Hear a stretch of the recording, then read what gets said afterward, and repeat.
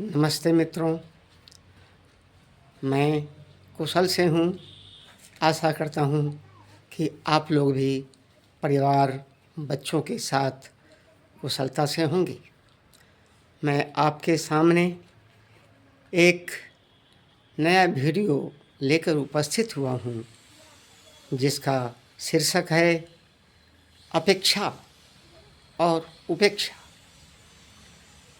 अपेक्षा का शाब्दिक अर्थ चाहत, आशा, उम्मीद तथा उपेक्षा का अर्थ अपमान, तिरस्कार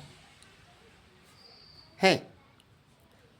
मित्रों, आज के समय में परिवार में, समाज में हर व्यक्ति से कुछ अपेक्षाएं होती है और वो अपेक्षा यदि पूर्ण नहीं होता है तो उपेक्षा की श्रेणी में आ जाता है।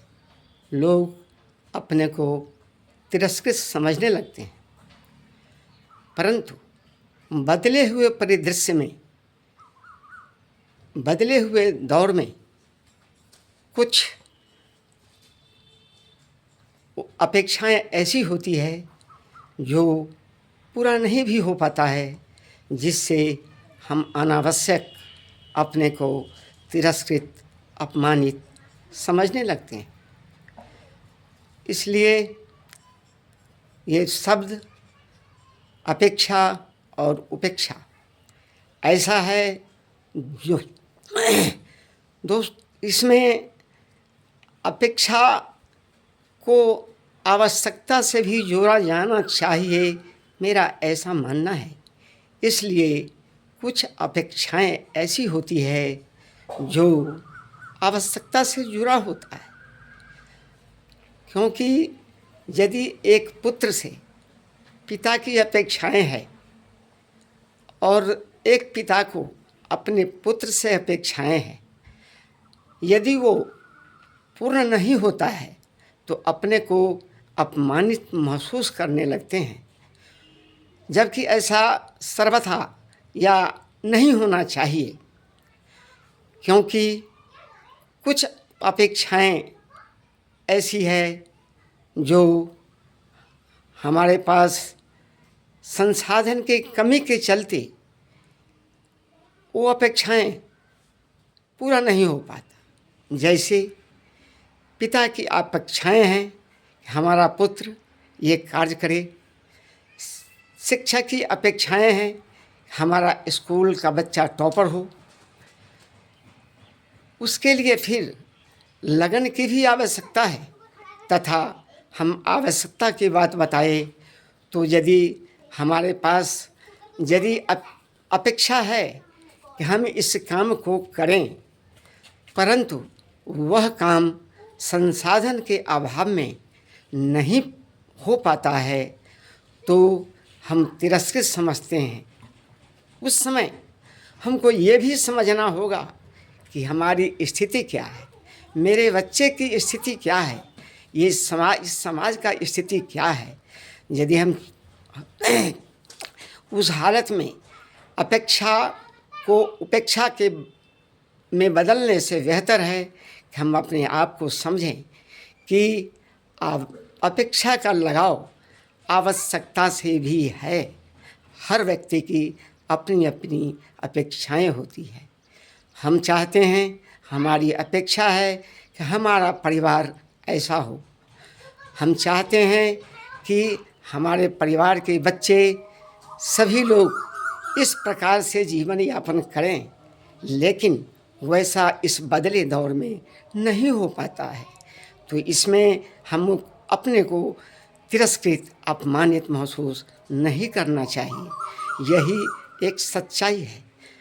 बशर्ते कि उपेक्षा हम चाहते हैं कि समाज में किसी संगोष्ठी में हमारी अपेक्षा है कि कोई हल्ला न करे, परंतु वो शोर मचाते ही जाता है, तो उस जगह पर हम अपने को तिरस्कृत महसूस करते हैं। तो कुछ हद तक सही है। कारण आजकल के समय में हम जो चाहते हैं वैसा हो नहीं पाता है। नंबर इसलिए एक उपदेशक उपदेश तो देता है, परंतु उस उपदेश का पालन वह स्वयं भी नहीं कर पाता है। इसलिए ये विवेचना हमें अपने आप से भी करना होगा कि अपेक्षा क्या है और अपेक्षा से जो उदय होता है उपेक्षा का, वो क्या है। तो हम ऐसा कोई काम न करें, ऐसा कोई अपेक्षा न रखें जिससे हमें उपेक्षित होना पड़े। यही सच्चाई है, क्योंकि इस बदलते दौर में जीवन यापन के लिए अपेक्षाएं भी अनंत हैं। तो उसको अपेक्षा को उपेक्षा में न बदले, इसलिए सीमित अपेक्षा होना चाहिए जो सही जीवन यापन तथा का माध्यम बन सके। दोस्तों, अपेक्षा शब्द एक ऐसा शब्द है जिसका जुड़ाव मानव मस्तिष्क तथा समाज के हर वर्ग, हर व्यक्ति विशेष से संबंधित है।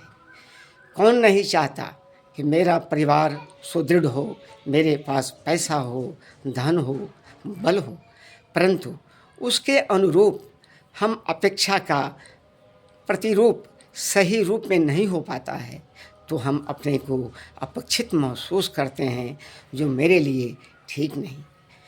उपेक्षा तभी सही है जब हमारा बात, हमारा वाणी, कहा हुआ चीज़ जिसका असर समाज की अच्छाई के लिए हो और वो हो जाता है, तो हम अपेक्षित कहलाते हैं, और ये वो नहीं हो पाता है तो हम उपेक्षित कहलाते हैं। यही अंत में मैं यही कहूँगा कि सीमित साधन के साथ किसी भी व्यक्ति को अपनी अपेक्षा को वर्तमान में रखना चाहिए और उपेक्षा का शिकार न हो। यही हमारी सार्थकता होगी। धन्यवाद। यदि ये वीडियो अच्छा लगे तो आप कृपया ध्यान देंगे। धन्यवाद।